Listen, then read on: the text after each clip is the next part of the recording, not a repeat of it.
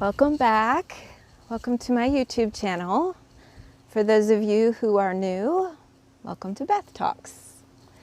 I first want to give love and gratitude to those who have liked, shared, and subscribed to my channel. It means so much to me to have that love and support. So thank you, thank you, thank you for that.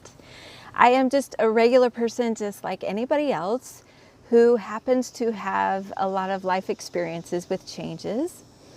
I shared some of that in my last video, and I am creating a community of like-minded individuals who can benefit from my experiences and add value and meaning to their own life. So I have a question for you. Have you ever tried to make changes in your life, and no matter what happened, you always got distracted and those changes just didn't stick? So today I wanted to talk to you about 3 things that I have learned about making changes stick. So the first thing that I'd like to mention is that when you are making changes in your life, not everybody in your life is going to like it, and they're not necessarily going to like you. And why that is because when you make changes in your own life and it's not typically something that somebody else would do or choose, then their fear is projected onto you because that's not what they would want to happen in their life. I like to put visuals to things to kind of make my point clear, but let's just say, for an example, you're an instructor giving instructions in a 4-cornered room. Your instructions are hands-on. They're not verbal instructions. You put 3 people in there with you and put each one of those people in a different corner, and you're giving instructions in the opposing corner, right?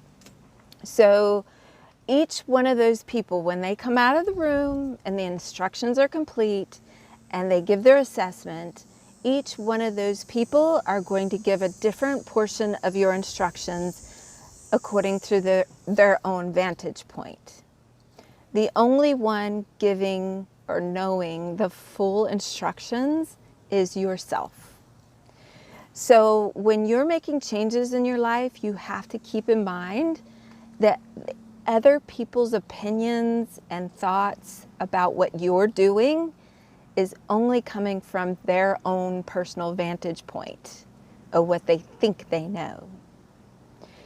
So it's easy to get distracted by negativity. It's easy to get distracted by certain people falling away from your life and toxic people moving out.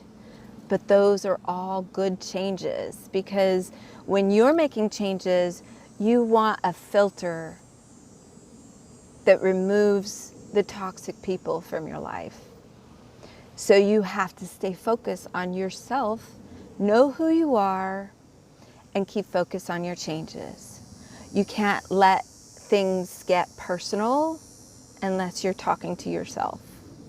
You can't let other people's fear paralyze you or distract you from your own goal. It's important to stand in your own power. And number 2, changes don't just happen just because you hope they will. You have to take daily action. One of my favorite quotes, that I use it all the time, from Thomas Jefferson, says, if you are wanting something you've never had before, you have to be willing to do things you've never done before. So you have to consider on a daily basis, what is it that I need to go forward in making these changes stick? And what is it that I need to cognizantly be aware of each and every day to keep me focused on that goal? You can't sit around and hope and wish things are going to change. You have to take daily action. Now think about how long it took you to learn how to walk when you were a baby. Okay, we could give ourselves a break, because It took us a year, 2, maybe 3 years to learn how to walk when we were babies, but it didn't stop us. We got up, we walked, we fell, we stumbled, we cried, we got hurt, and we got up and we walked until eventually some of us learned how to walk. And that's how life is. Every single change that you make, you're just learning how to walk. So give yourself a break. You're not going to be perfect every day. You're not going to be happy every day. People aren't going to love you every day, but you love yourself, and that gives you a gateway to get where you're going. And number 3 point that I'd like to share today, little things add up to a better attitude every day. Self-love and self-care are the basic necessities in life that you need to make changes. If you're not loving yourself and taking care of yourself, when I'm talking to you, I'm talking to myself, those little incremental changes make you feel like you're going towards your own purpose. I get up at 5:30 every morning. I take the first 30 minutes of my day to listen to something motivational, inspirational, or read something, stretch, move my body, and go for a little run. 30 minutes of exercise first thing in the morning. It is amazing. You feel amazing. I'm telling you, if you could wake up an hour early every day and give your first hour to yourself every morning, you will feel amazing. And then no matter what blocks you through the day or whatever challenges you face throughout the day, it doesn't matter because you already gave yourself the love that you need that day. So it just gives you an amazing power knowing that you have control of being able to love yourself and give yourself what you need instead of seeking that from other people. Quiet time, meditation, it's so important, whether it's prayer or meditation or you just sit there quietly thinking to yourself or trying not to think, it doesn't matter. Give yourself 15 minutes. It doesn't take much.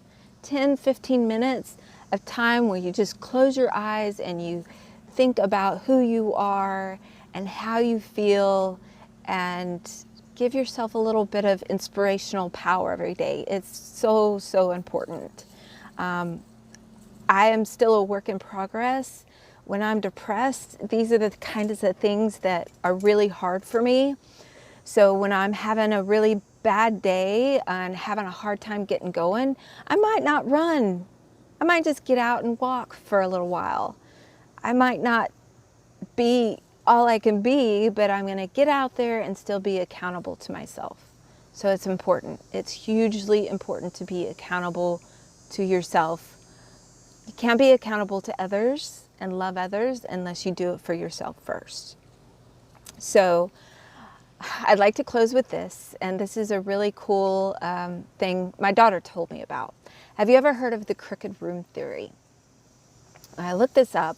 It's actually a book by Dr. Melissa Harris Perry, and it's called Sister Citizens. It's about shame, stereotypes, and black women in America. They did a study, had a room that was crooked. So the door frames were off kilter, the walls, the ceiling, the pictures, everything in the room was offset. So they would do an experiment with some people would go into the room, they'd be asked to put themselves upright. So in order to put themselves upright, a lot of people tilted to make themselves feel upright. They conform to the room. There's two kinds of people in life. Those who conform to their surroundings and convince themselves they're upright.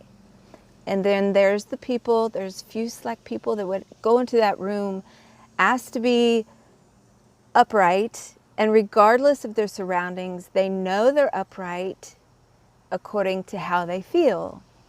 So ask yourself, what kind of person do you want to be? Do you want to be one of those that conform to the room, or stand upright?